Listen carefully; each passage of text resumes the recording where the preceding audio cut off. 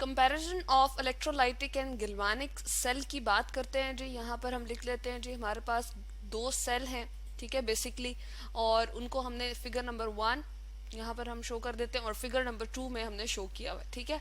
अब जो हमारे पास इलेक्ट्रोलाइटिक सेल है वो हमारे पास फिगर नंबर 1 में यहाँ रिप्रेजेंटेशन दिखाई हुई है, और इसी तरह से गिल्वानिक सेल जो है वो हमारे पास फिगर नंबर 2 में दिखा रहा है।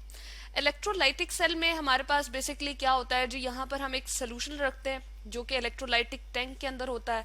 ये टैंक कोई चैम्बर भी हो सकता है, हमारे पास कोई बीकर भी हो सकता है, कोई भी हमारे पास पॉट हो सकता है, बर्तन हो सकता है जिसके अंदर हमने एक ऐसा सोल्यूशन रखा होता है, ठीक है। यहाँ पर लिखा हुआ है जी solution of electrolyte. Electrolyte basically कहते हैं इससे हैं इलेक्ट्रो इज फ्रॉम इलेक्ट्रिसिटी, ठीक है जी, करंट को अपने अंदर से जो गुजरने दे सोल्यूशन, उसको हम कहते हैं जी इलेक्ट्रोलाइट। और इस पूरे सेल को, इस पूरे चैम्बर को जो इस बैटरी के समेत हमारे पास शामिल है, हमारे पास हमें नजर आ रहा है जी, इसको हम कहते हैं इलेक्ट्रोलाइटिक सेल। अगर दूसरी तरफ हम देखें तो इसको हम गिल्वानिक सेल कहते हैं, या फिर इसका एक और नाम रखा जाता है जी वोल्टाइक सेल, ठीक है। यहाँ पर हम लिख देते हैं वोल्टाइक सेल, ठीक है। वोल्टा से बेसिकली ये निकला, ठीक है जी। और क्यों इसको कहते हैं, क्योंकि ये हमारे पास रिएक्शन जो है, ये दोनों सेल्स आपको नजर आ रहे हैं, दो हाफ सेल्स नजर आ रहे हैं, ठीक है जी। इसके अंदर भी सोल्यूशन पड़ा हुआ है, इसी तरह से इसके अंदर भी सोल्यूशन पड़ा हुआ है। इस तरह का यहाँ पर एक बीकर यूज होता है, जबकि यहाँ पर दो बीकर यूज हो रहे हैं, 1, और इसी तरह से अगर मैं इसको नंबरिंग दे दूं, 1 बीकर है हमारे पास, इस तरह से हमारे पास 2 बीकर। तो दो हाफ सेल्स जो है वो मिलके हमारे पास क्या बना रहे हैं, हमें वोल्टेज बना के दे रहे हैं। हमें क्या बना के दे रहे हैं जी, इसकी वजह से हमारे पास जो भी बल्ब होगा या कोई भी काम अगर हमने करना होगा, तो इस रिएक्शन से, इस केमिकल रिएक्शन से जो इन दोनों चैम्बर्स के अंदर हो रहा है, इन दोनों हाफ सेल्स के अंदर हो रहा है जी, वो इस बल्ब को जो है वोल्टेज प्रोवाइड करेगा, यानी कि करंट प्रोवाइड करेगा, या हम कह सकते हैं कि इसको जो है वो इतनी पावर दे देगा कि जो इसको बल्ब को जो है वो रोशन कर देगा, ठीक है जी। बेसिकली ये इन दोनों के दरम्यान में पहला हमें फर्क, एक जर्नल सा हमने फर्क जो है वो इन दोनों के दरम्यान में कंपैरिजन करते हुए निकाल लिया। लेकिन अगर हम इसकी बिल्कुल बाकायदगी से अगर इसकी बात करें तो हम कहते हैं कि इसमें हमारे पास 1 कंप्लीट सेल होता है। यहाँ पर हम लिख देते हैं जी 1, और हम क्या लेते हैं, कंप्लीट सेल हमें यहाँ पर नजर आ रहा है, ठीक है जी। लेकिन ऐसा हमारे पास गिल्वानिक सेल में नहीं होता, इसको हम लिखते हैं जो 1 कंप्लीट सेल, ठीक है। और इसमें हमारे पास 2 हाफ सेल्स होते हैं, ठीक है। इसको हम लिख सकते हैं यहाँ पर 2 हाफ सेल्स हमारे पास हैं, इसको हाफ को हम ठीक लिखते हैं जी, यानी कि 2 हमारे पास इस तरह के चैम्बर नजर आ रहे हैं, जो कि हमारे पास यहाँ पर एक बीकर है जिसमें कैथोड भी मौजूद है, एनोड भी मौजूद है। लेकिन यहाँ पर हम देखेंगे एक बीकर के अंदर सोल्यूशन मौजूद है, इलेक्ट्रोलाइट जिसे हम कहते हैं, यानी कि जिसमें से करंट या बिजली पास हो सकती है, और उसमें सिर्फ और सिर्फ एनोड मौजूद है। इसी तरह से यहाँ पर एक बीकर मौजूद है, उसके अंदर सोल्यूशन मौजूद है, और उसके पास जो है सिर्फ और सिर्फ एक कैथोड मौजूद है, तो इसलिए इनको हम हाफ सेल कह रहे हैं। कंप्लीट सेल की यहाँ से डिस्क्रिप्शन भी हमें पता चल गई जी, कि जिसके अंदर एनोड और कैथोड दोनों मौजूद हो उसको हम क्या कहते हैं जी, उसको कंप्लीट सेल कहते हैं। जबकि जिसमें सिर्फ और सिर्फ एक सोल्यूशन हमारे पास मौजूद, सोल्यूशन भी मौजूद हो और एनोड और कैथोड दोनों मौजूद हो, तो उसको 1 कंप्लीट सेल कहेंगे, ठीक है जी। जबकि हमारे पास सोल्यूशन मौजूद हो और सिर्फ एनोड हो, या फिर सोल्यूशन मौजूद हो और सिर्फ कैथोड हो, तो उसको हम कहते हैं जी हमारे पास हाफ सेल्स हैं। तो ये पहला हमने इसमें डिफरेंस निकाल लिया।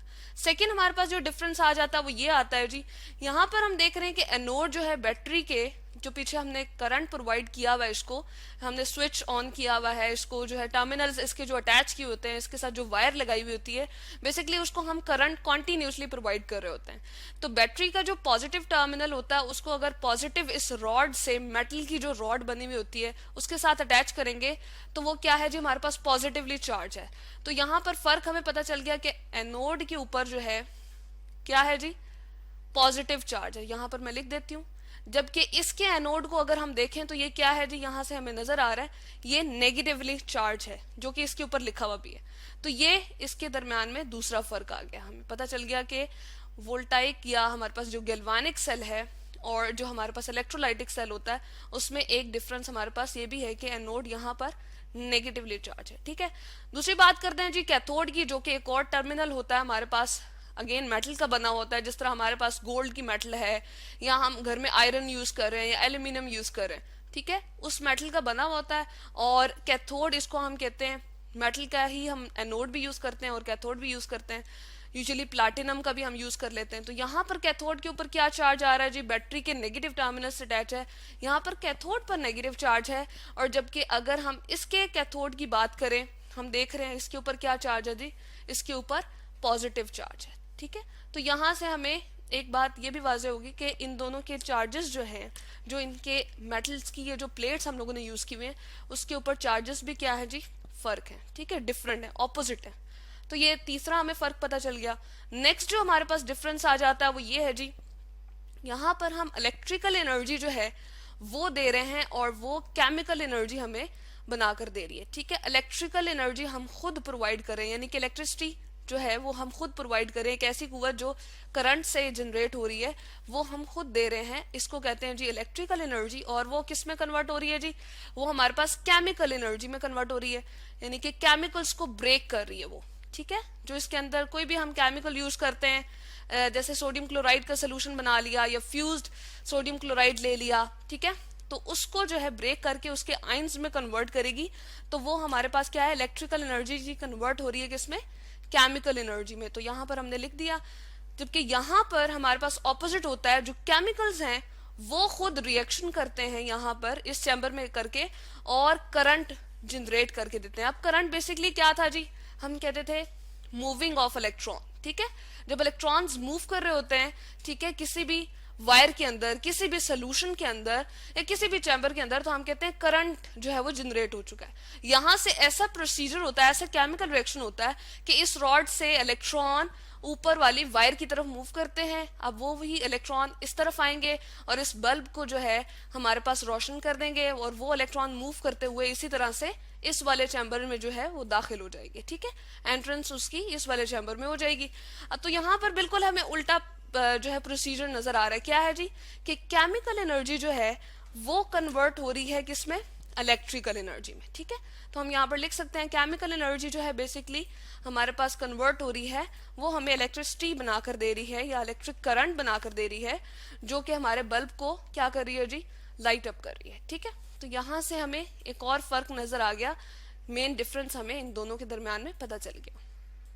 उसके बाद जो हमारे पास आखिरी जो हमारे पास डिफरेंस रह जाता वो क्या है जी, वो हमारे पास ये है कि यहाँ पर हम कह रहे हैं कि हम खुद रिएक्शन को स्टार्ट करवा रहे हैं। जब भी खुद से रिएक्शन को स्टार्ट करवाया जाता है कोई आउटर सोर्स देके, कोई एक्सटर्नल फोर्स देके, तो उसको हम कहते हैं जी वो रिएक्शन हमारे पास नॉन स्पॉन्टेनियस है। ठीक है, नॉन स्पॉन्टेनियस। जैसे पानी ऊपर से नीचे गिरे तो उसको हम स्पॉन्टेनियस कहते हैं। ठीक है, ऊपर से नीचे की तरफ वो आ रहा है, खुद ब खुद वो आ जाएगा। लेकिन अगर हमने उसको नीचे से ऊपर लेकर जा रहे हैं तो हमें जरूर कोई ना कोई फोर्स प्रोवाइड करना पड़ेगी। तो उस रिएक्शन को हम क्या कहते हैं जी, नॉन स्पॉन्टेनियस है। जिसको करने के लिए हमें खुद कुव्वत देना पड़े या एनर्जी देना पड़े, तो उसमें क्या होता है, नॉन स्पॉन्टेनियस हमारे पास रिएक्शन है। और वो किस वजह से होता है जी, करंट की मौजूदगी में होता है, हमें करंट देना पड़ता है। ठीक है, आउटर जो एनर्जी दे रहे हैं वो हम करंट की फॉर्म में दे रहे हैं। जबकि यहाँ पर जो हमारे पास रिएक्शंस होते हैं वो क्या होते हैं जी, स्पॉन्टेनियस रिएक्शन होते हैं। ठीक है, खुद ब खुद केमिकल रिएक्शन यहाँ से हमारे पास इस तरह से सेटअप होते हैं कि इलेक्ट्रॉन को वो फॉर्म करते हैं। तो यहाँ पर हमारे पास स्पॉन्टेनियस रिएक्शन जो होते हैं, यानी कि केमिकल रिएक्शन जो है खुद ब खुद जनरेट होते हैं। ऐसे रिएक्शन जिनके लिए थोड़ी सी कुव्वत हमें आउटर फॉर्म में देना पड़ती है, लेकिन वो बाद में खुद ब खुद जो है वो मूव करते रहते हैं। यहाँ पर OUS हम लिख देते हैं। स्पॉन्टेनियस रिएक्शन जो हमारे पास है वो क्या हो रहे हैं जी, खुद ब खुद वो स्टार्ट होते हैं और क्या जनरेट करके देते हैं, हमें करंट फॉर्म करके देते हैं, या हम यहाँ पर लिखते हैं करंट प्रोड्यूसेस। ठीक है, तो यहाँ पर करंट जो है वो हमारे पास इन रिएक्शन की वजह से, स्पॉन्टेनियस रिएक्शन की वजह से बनता है। जबकि यहाँ करंट देकर हम नॉन स्पॉन्टेनियस रिएक्शन जो है वो स्टार्ट करवाते हैं। ठीक है, तो यहाँ पर हम रिएक्शंस लिख देते हैं, रिएक्शंस यहाँ भी लिख देते हैं जी, इसी तरह से हम यहाँ भी लिख देते हैं।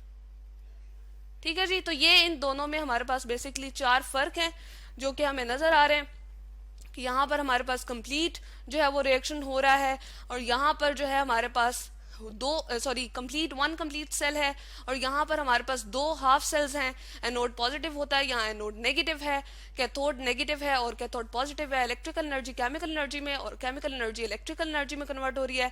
यहाँ नॉन स्पॉन्टेनियस रिएक्शन है और स्पॉन्टेनियस रिएक्शन है यहाँ पर। तो ये है comparison of electrolytic and galvanic cell.